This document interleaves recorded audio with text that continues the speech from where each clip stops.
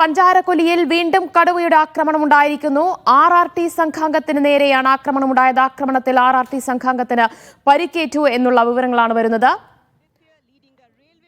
2 ദിവസം മുൻപാണ് കടുവയുടെ ആക്രമണത്തിൽ തോട്ടം തൊഴിലാളിയായ രാധ കൊല്ലപ്പെട്ടത്. അതിന് പിന്നാലെ തന്നെ RRT സംഘവും വനം വകുപ്പിന്റെ 10 ടീം അടങ്ങുന്ന സംഘങ്ങളും നരഭോജി കടുവയ്ക്കായി തിരച്ചിൽ നടത്തി വരികയായിരുന്നു. പക്ഷേ കടുവയെ ലൊക്കേറ്റ് ചെയ്യാൻ കഴിഞ്ഞിരുന്നില്ല. ചില ക്യാമറകളിൽ കടുവയുടെ ദൃശ്യങ്ങളടക്കം പതിയുകയും ചെയ്തിരുന്നു. അതിനിടയിലാണ് വീണ്ടും കടുവയുടെ ആക്രമണം ഉണ്ടായിരിക്കുന്നത്.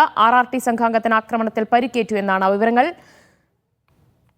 വിശദാംശങ്ങൾ അനീസിന് നൽകും. അനീസ്, എന്താണ് വിവരങ്ങൾ? എപ്പോഴാണ് കടുവയുടെ ആക്രമണം ഉണ്ടായത്? RRT സംഘത്തിന് കടുവയുടെ ആക്രമണത്തിൽ നിന്ന് പരിക്കേറ്റു എന്നാണോ വിവരം? അല്പസമയം മുമ്പാണ് കടുവയുടെ ആക്രമണത്തിൽ RRT സംഘാംഗത്തിന് പരിക്കേറ്റത്. കഴിഞ്ഞ രാധ ആക്രമിക്കപ്പെട്ട് കൊല്ലപ്പെട്ടതിന് ശേഷം ഊർജിതമായ തെരച്ചിലാണ് വനംവകുപ്പിന്റെ നേതൃത്വത്തിൽ RRT സംഘങ്ങൾ നടത്തിക്കൊണ്ടിരിക്കുന്നത്.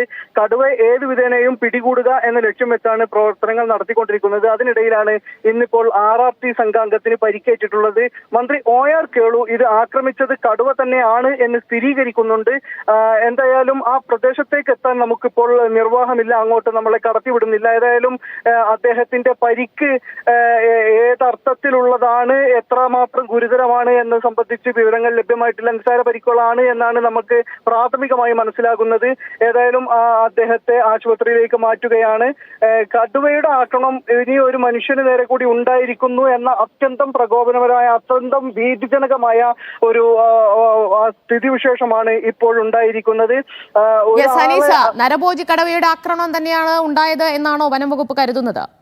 തീർച്ചയായും ഈ ഘട്ടത്തിൽ അങ്ങനെയാണ് അനുമാനിക്കുന്നത്. അത് സ്ഥാപിക്കാൻ ആവശ്യമായ തെളിവുകളൊന്നും നിലവിൽ ലഭ്യമായിട്ടില്ല. അതേസമയം ഒരു മനുഷ്യനെ കൊന്ന നരഭോജി കടുവയാണ്. അതുകൊണ്ട് തന്നെ അത് ആക്രമിച്ചിട്ടുണ്ടെങ്കിൽ ആ കടുവ തന്നെയാണ്, അതേ സ്ഥലത്ത് തന്നെയാണ് എന്നതാണ് ശ്രദ്ധിക്കേണ്ട കാര്യം. പഞ്ചാരക്കൊല്ലി ആ ആക്രമണം നടന്ന സ്ഥലത്തോട് ചേർന്ന സ്ഥലത്ത് തന്നെയാണ് ഇപ്പോൾ കടുവയുടെ ആക്രമണം ഉണ്ടായിരിക്കുന്നത്. അതുകൊണ്ട് തന്നെ ഈ കടുവ ഇനി മനുഷ്യർക്ക് നേരെ ആക്രമണം തുടരും എന്ന സൂചനയാണ് ഇപ്പോൾ ലഭ്യമാകുന്നത്. ഏതായാലും ഗുരുതരമായ സ്ഥിതിവിശേഷമാണ് ഇപ്പോൾ ഉണ്ടായിരിക്കുന്നത്. വലിയ തരത്തിൽ ഭീതിയിലാണ്. നേരത്തെ തന്നെ ഒരു മനുഷ്യന്റെ ജീവനെടുത്തു പാതി ഭക്ഷിച്ച നിലയിലായിരുന്നു മൃതദേഹം കാണുമ്പോൾ ഉണ്ടായിരുന്നത്. എന്നതുകൊണ്ട് തന്നെ പ്രദേശത്ത് നിരോധനാജ്ഞ പ്രഖ്യാപിക്കുകയും സ്കൂൾ വിദ്യാർത്ഥികൾക്ക് പ്രത്യേക പരിരക്ഷയോടുകൂടി വനം വകുപ്പിന്റെ വാഹനത്തിൽ സ്കൂളിലേക്ക് കൊണ്ടുപോവുകയും സ്കൂളിൽ നിന്ന് കൊണ്ടുവരികയും തൊഴിലാളികൾക്ക് പ്രത്യേക സുരക്ഷ ഒരുക്കുകയും ഒക്കെ ചെയ്തിരുന്നു. അതുപോലെ തന്നെ ആ പ്രദേശത്ത് നിരോധനാജ്ഞ പ്രഖ്യാപിച്ചത് കൊണ്ട് തന്നെ സൂക്ഷ്മത പാലിക്കണമെന്ന് ആവശ്യപ്പെടുകയും ചെയ്തിരുന്നു. ഇങ്ങനെ എല്ലാം ഉണ്ടായിരിക്കെയാണ് സർവ്വസന്നാഹങ്ങളോടും കൂടി തെരച്ചിൽ നടത്തിക്കൊണ്ടിരിക്കുന്ന RRT സംഘത്തിന് നേരെ തന്നെ ആക്രമണം ഉണ്ടായിരിക്കുന്നത്. ഇത് വലിയ തരത്തിൽ ഭീതി പ്രദേശത്തുണ്ടാക്കിയിരിക്കുകയാണ്. എന്തായാലും കടുത്ത ഭീതി പ്രദേശത്ത് നിലനിൽക്കുന്നുണ്ട്. ഈ ആശങ്ക അവസാനിപ്പിക്കാനുള്ള എല്ലാവിധ ഊർജിത ശ്രമങ്ങളും വനം വകുപ്പിന്റെയും അധികാരികളുടെയും ഭാഗത്തു നിന്ന് നടത്തുമ്പോഴാണ് ഇങ്ങനെ ഒരു ആക്രമണം കൂടി ഉണ്ടായിരിക്കുന്നത് എന്ന ഭീതിജനകമായ സാഹചര്യമുണ്ട്. ഇന്നിപ്പോൾ കളക്ടറേറ്റിൽ വനം വകുപ്പ് മന്ത്രി AK ശശീന്ദ്രന്റെ നേതൃത്വത്തിൽ ഉന്നതതല യോഗം ചേരുന്നുണ്ട്. അതിനിടയിലാണ് ഇപ്പോൾ ഇത്തരത്തിൽ സംഭവങ്ങൾ ഉണ്ടായിരിക്കുന്നത്. RRT അംഗമായ ജയസൂര്യക്കാണ് കടുവയുടെ ആക്രമണത്തിൽ പരിക്കേറ്റതെന്ന് അറിയുന്നു. അദ്ദേഹത്തെ ഇപ്പോൾ ആശുപത്രിയിലേക്ക് മാറ്റിയിരിക്കുകയാണോ? സാരമായ പരിക്കാണോ അദ്ദേഹത്തിന്? അദ്ദേഹത്തിന്റെ പരിക്കിന്റെ നിലവിൽ ലഭ്യമായിട്ടില്ല. എന്തായാലും അദ്ദേഹത്തിന്റെ പരിക്ക് എത്രയും വേഗം സുഖമാകും എന്ന തരത്തിലുള്ള പ്രതികരണങ്ങളാണ് വനം വകുപ്പ് ഉദ്യോഗസ്ഥരുടെ ഭാഗത്തു നിന്നുണ്ടാകുന്നത്. പ്രാഥമികമായി അദ്ദേഹത്തിന് പരിക്കേറ്റിരിക്കുന്നു എന്ന് മാത്രമാണ് നിലവിൽ അറിയാൻ കഴിയുന്നത്. സാധാരണഗതിയിൽ ഒറ്റക്കായി RRT സംഘങ്ങൾ പരിശോധനയ്ക്ക് പോകാറില്ല, കൂട്ടമായാണ് പോകാറുള്ളത്.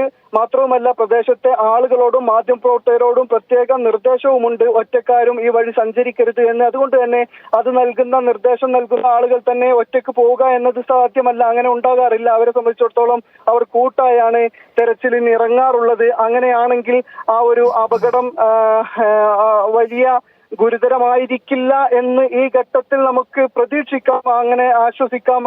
അത്തരത്തിലുള്ള പ്രതികരണങ്ങൾ തന്നെയാണ് വനം വകുപ്പിന്റെ ഭാഗത്തു നിന്നും ലഭ്യമാക്കുന്നത്. അദ്ദേഹത്തിന് എത്രയും പെട്ടെന്ന് ജീവിതത്തിലേക്ക് സുഖമായി തിരിച്ചു വരാൻ കഴിയും എന്ന് പ്രതീക്ഷിക്കുന്നു എന്ന തരത്തിലാണ് പ്രാഥമികമായ പ്രതികരണങ്ങൾ വന്നുകൊണ്ടിരിക്കുന്നത്. എന്തായാലും സ്ഥിതിവിശേഷങ്ങൾ വിലയിരുത്തിക്കൊണ്ടിരിക്കുകയാണ്. വൈകാതെ തന്നെ അത് സംബന്ധമായ കൂടുതൽ വ്യക്തതയോടെയുള്ള വിവരങ്ങൾ നമുക്ക് ലഭ്യമാക്കാനാകും. നിലവിൽ മന്ത്രി OR കേളു പറഞ്ഞിട്ടുള്ളത് ഇത് കടുവ തന്നെയാണ് ആക്രമിച്ചിട്ടുള്ളത് എന്നതാണ്. യെസ് അനീസ, 2 ദിവസം മുൻപ് കടുവയുടെ ആക്രമണം ഉണ്ടായ പഞ്ചാരക്കൊല്ലിയിൽ, അതായത് രാധയെ കടുവ കടിച്ചു കൊന്ന അതേ ഇടത്ത് തന്നെയാണ് വീണ്ടും ആക്രമണം ഉണ്ടായതെന്ന് പറയുമ്പോൾ സാധാരണ കടുവകൾ ഇരതേടി പകുതി ഭക്ഷിച്ച് മടങ്ങി പോകും, എന്നിട്ട് വീണ്ടും അതേ ഇടത്ത് തന്നെ അത് കഴിക്കാനായി തിരിച്ചെത്തുന്ന ഒരു ശീലമാണ് കടുവകൾക്കും പുലികൾക്കും ഒക്കെ ഉള്ളത്. അപ്പോൾ അതിന്റെ ഭാഗമായി തന്നെ അതേ സ്ഥലത്ത് വീണ്ടും എത്തിയതായിരിക്കണമല്ലേ? തീർച്ചയായും അങ്ങനെയാണ് അനുമാനിക്കുന്നത്. കാരണം നിലവിൽ ഇതുവരെയും അത്തരത്തിൽ ആക്രമണങ്ങളൊന്നും ഉണ്ടായിട്ടില്ലാത്തൊരു സ്ഥലത്താണ് പുതുതായി കടുവയുടെ ആക്രമണം രാധക്ക് നേരെ ഉണ്ടാകുന്നത്. അതിനുശേഷം പിന്നീട് തൊട്ടടുത്ത ദിവസങ്ങളിൽ തന്നെ കടുവ മനുഷ്യർക്ക് നേരെ വീണ്ടും ആക്രമണം നടത്തുന്നു എങ്കിൽ അത് ഈ പറയുന്ന കടുവയുടെ സ്വഭാവവുമായി തന്നെ ചേർത്ത് വായിക്കേണ്ടതാണ്.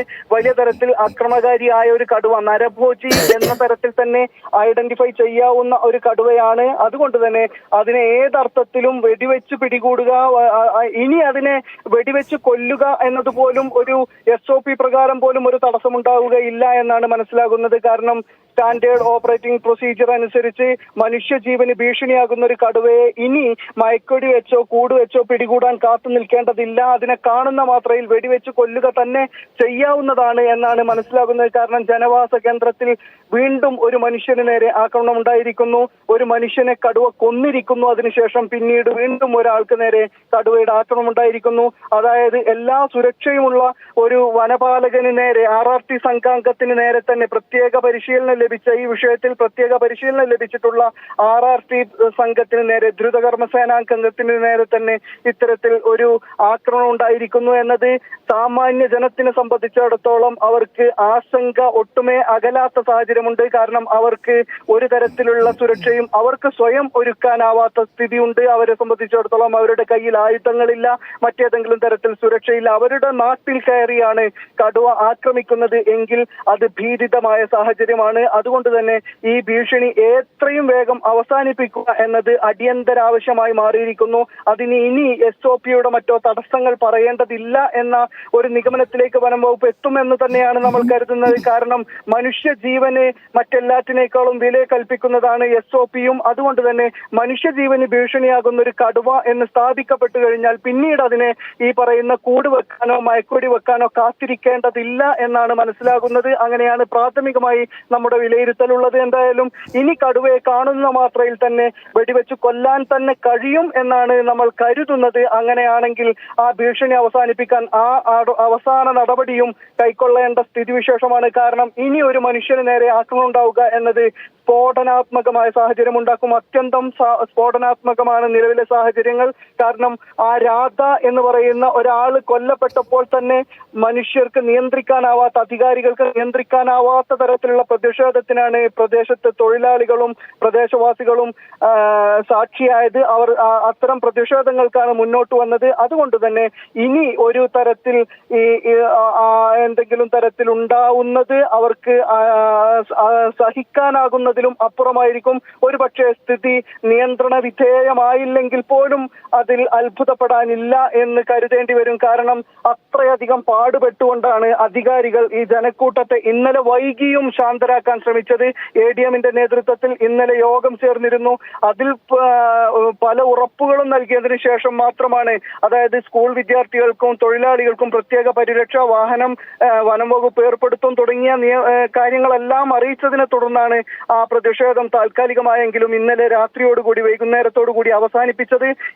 ഇപ്പോൾ വീണ്ടും ഒരു കടുവയുടെ ആക്രമണം ഉണ്ടായി എന്ന് പറയുമ്പോൾ അത് അത്യന്തം പ്രയാസകരമായ സാഹചര്യം അവിടെ ഉണ്ടാക്കുന്നുണ്ട്. ആളുകളെ സംബന്ധിച്ചിടത്തോളം ഇനി പിടിച്ചു നിൽക്കാൻ കഴിയാത്ത സാഹചര്യമുണ്ട്.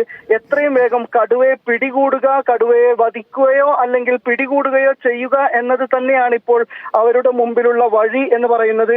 എന്തായാലും വൈകാതെ കടുവയെ പിടികൂടാനാകും എന്ന് തന്നെ പ്രതീക്ഷിക്കുന്നുണ്ട് വനം വകുപ്പിന്റെ ഭാഗത്ത്. ഇപ്പോൾ ഈ RRT സംഘാംഗത്തിന് നേരെ ഉണ്ടായ ആക്രമണത്തിന് പിന്നാലെ കടുവ വീണ്ടും അവിടെ നിന്ന് മറയുകയാണ്, അപ്രത്യക്ഷമാവുകയാണ് ചെയ്തത്. കടുവയ്ക്കുള്ള തിരച്ചിൽ ഇപ്പോൾ എങ്ങനെ നടക്കുന്നുണ്ട്? ഈ പഞ്ചാരക്കൊല്ലി ആ മേഖലയിൽ തന്നെ കടുവയുണ്ടാകുമെന്നാണോ കരുതുന്നത്? തീർച്ചയായും ഇപ്പോൾ കടുവ ആ പ്രദേശത്ത് തന്നെ ഉണ്ട് എന്ന് മനസ്സിലാവുന്നുണ്ട്. കാരണം കടുവയുടെ ആക്രമണം ഉണ്ടാകുന്നു. ഇന്നലെയും കടുവയെ പ്രദേശത്ത് ആളുകൾ കണ്ടിട്ടുണ്ട്. പക്ഷെ വനംവകുപ്പ് നടത്തുന്ന തെരച്ചിലിൽ പക്ഷേ ഈ മയക്കുവെടി വെക്കാവുന്ന തരത്തിലോ മറ്റോ കടുവയെ കാണുന്നില്ല എന്നത് കൂടി ശ്രദ്ധിക്കേണ്ടതുണ്ട്. തെർമൽ ഡ്രോൺ ഉപയോഗിച്ചുള്ള പരിശോധന സാധാരണഗതിയിൽ ആ പ്രദേശത്ത് കടുവയുടെ കൃത്യമായ ചിത്രം ലഭിച്ചില്ലെങ്കിൽ പോലും കടുവയുടെ സാന്നിധ്യം ഉണ്ടെങ്കിൽ തന്നെയും വ്യക്തമാകേണ്ടതാണ്. കാരണം അത് തെർമൽ ഡ്രോൺ പരിശോധന നടത്തുന്നത് കടുവയുടെ രക്തയോട്ടം കണക്കാക്കാൻ പോലും അവിടെ കടുവയുണ്ടെങ്കിൽ അതിൽ സിഗ്നൽ കാണിക്കും എന്ന തരത്തിലുള്ള ഡ്രോണാണ് തെർമൽ ഡ്രോൺ. അതുകൊണ്ട് തന്നെ അതുപോലും കണ്ടെത്തിയിട്ടില്ല എന്നത് പ്രയാസം സൃഷ്ടിക്കുന്നുണ്ട് നിലവിൽ വനംവകുപ്പിന്. പക്ഷേ കടുവയെ നാട്ടുകാർ കാണുകയും ഇപ്പോൾ ഇതാ ഒരാൾക്ക് നേരെ കടുവയുടെ ആക്രമണം വീണ്ടും ഉണ്ടാവുകയും ചെയ്തിരിക്കുന്നു.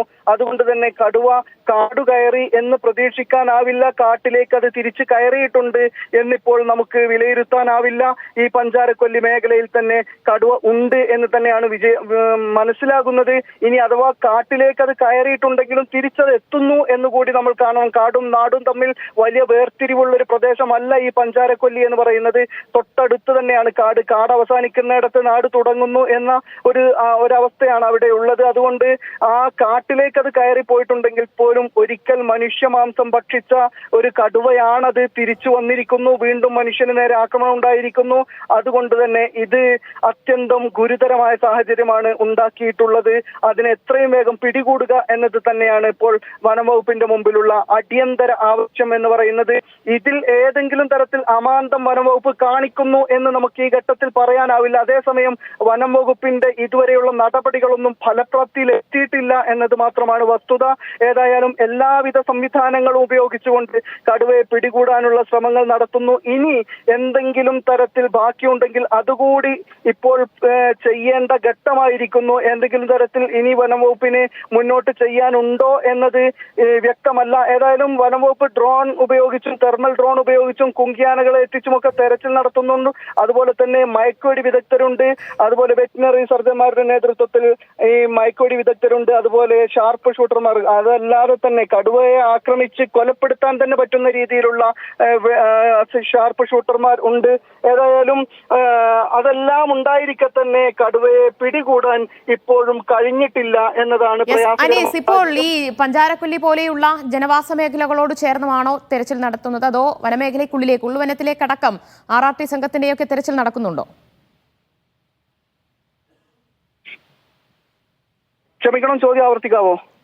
യെസ്, ഇപ്പോൾ ജനവാസ മേഖലകളോട് ചേർന്നാണല്ലോ വീണ്ടും കടുവയുടെ ആക്രമണം ഉണ്ടായിരിക്കുന്നത്. ഈ ഉൾവനത്തിലേക്കടക്കം ഈ കടുവയ്ക്കായുള്ള തെരച്ചിൽ ഇപ്പോൾ നടക്കുന്നുണ്ടോ?